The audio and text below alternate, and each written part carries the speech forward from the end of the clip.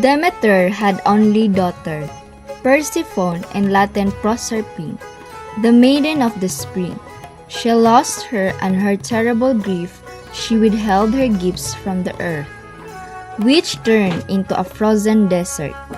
The green and flowering land was icebound and lifeless because Persephone had disappeared. The lord of the dark underworld, the king of the multitudinous dead, carried her off when, enticed by the wondrous bloom of the narcissus, she strayed too far from her companions.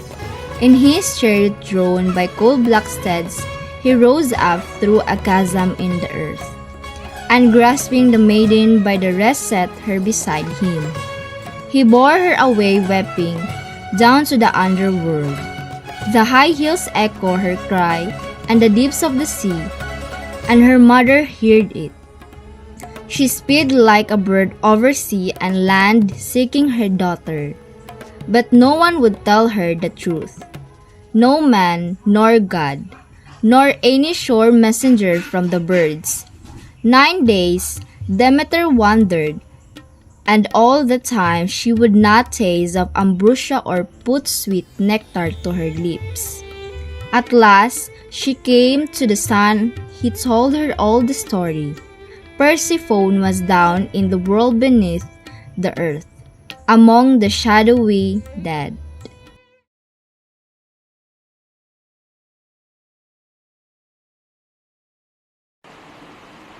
Demeter, grieving, she wanted the earth, disguising herself so no one knew she was a goddess. She came to Eleusis, where 4 maidens welcomed her and brought her to their mother, Metaneira. Metaneira offered his hospitality, and Demeter cared for her son, Demophon. She tried to make him immortal by anointing him with ambrosia and placing him in the fire at night. But when Metaneira saw this and cried out in fear, Demeter revealed her divine identity. The people were struck with awe and promised to build her a great temple.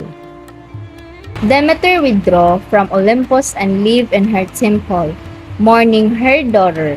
Because of her grief, the earth became barren. No crops grew, and famine threatened humankind.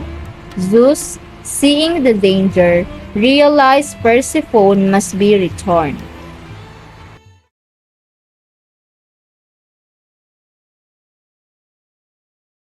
Hermes found the two sitting side by side, Persephone shrinking away, reluctant because she longed for her mother.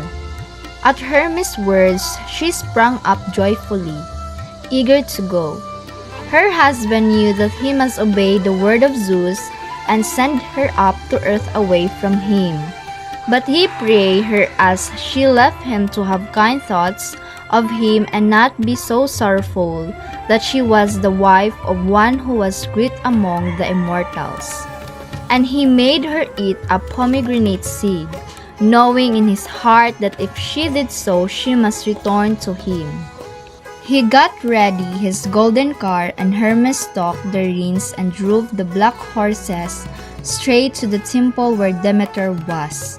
She ran out to meet her daughter as swiftly as a Maenad runs down the mountainside. Persephone sprang into her arms and was held fast there. All day they talked of what had happened to them both, and Demeter grieved when she heard of the pomegranate seed, fearing that she could not keep her daughter with her. Then Zeus sent another messenger to her, a great personage, none other than his revered mother Rhea, the oldest of the gods. Swiftly she hastened down from the heights of Olympus to the barren, leafless earth, and standing at the door of the temple she spoke to Demeter. Demeter did not refuse, for comfort though it was that she must lose Persephone for 4 months every year, and see her young loveliness go down to the world of the dead. But she was kind, the good goddesses, men always called her. She was sorry for the desolation she had brought about. She made the fields once more rich with abundant fruit, and the whole world bright with flowers and green leaves. Also, she went to the princess of Eleusis, who had built her temple, and she chose one, Triptolemus, to be her ambassador to men, instructing them how to sow the corn. She taught him and Celeus and the other her sacred rites, mysteries which no one may utter. For deep awe checks the tongue. Blessed as he who has sent them, his lot will be good in the world to come.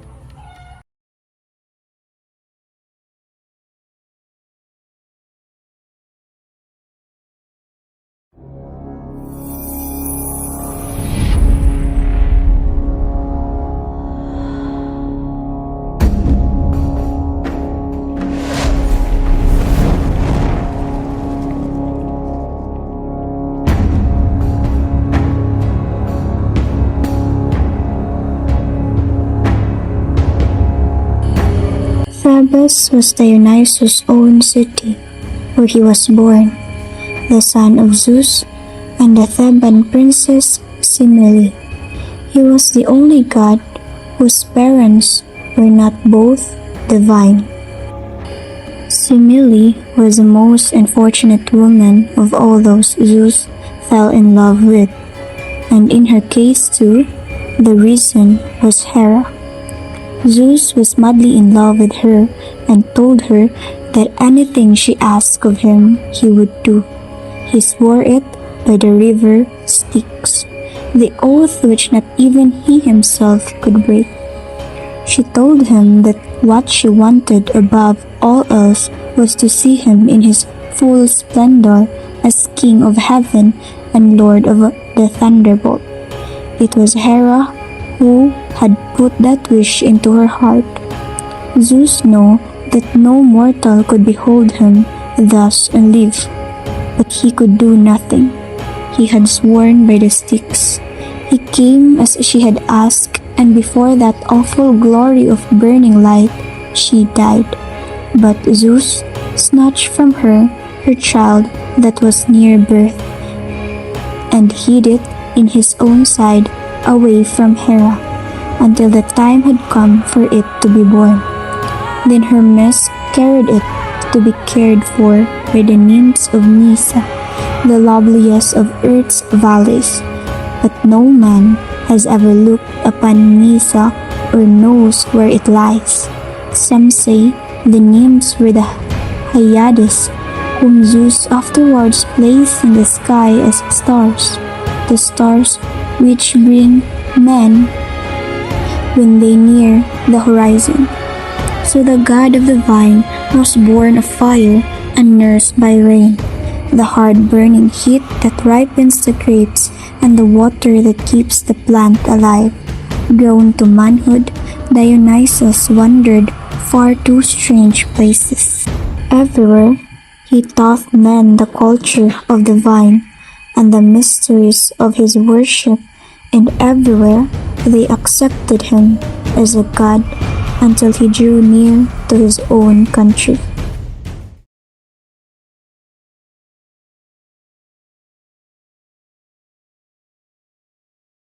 During his travels, Dionysus came upon Ariadne, the princess of Crete, who had been abandoned on the island of Naxos by the Athenian hero Theseus.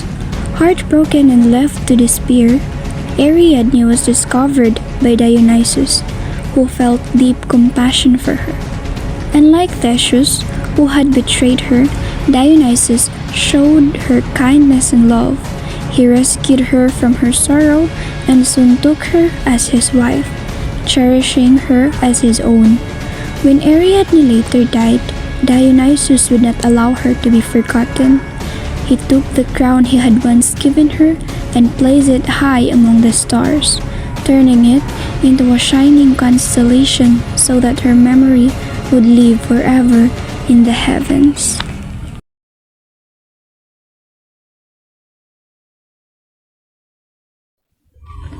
Dionysus the god of wine and ecstasy, traveled to Thebes to spread his worship, followed by his band of wild women called the Maenads, who danced and sang in the mountains in his honor. Pentheus, the young king of Thebes and cousin of Dionysus, refused to believe he was a god. He mocked him, insulted him, and tried to imprison him. But Dionysus could not be bound and calmly warned Pentheus of the dangers of defying the divine. Blinded by pride and anger, Pentheus ignored all warnings and decided to spy on the Maenads. Once among them, the woman, driven mad by Dionysus' power, mistook him for a wild beast. In a frenzy, they tore him apart with their bare hands, and even his own mother, in her madness, joined in the killing. Only after the deed was done did she realize with horror what she had done to her own son.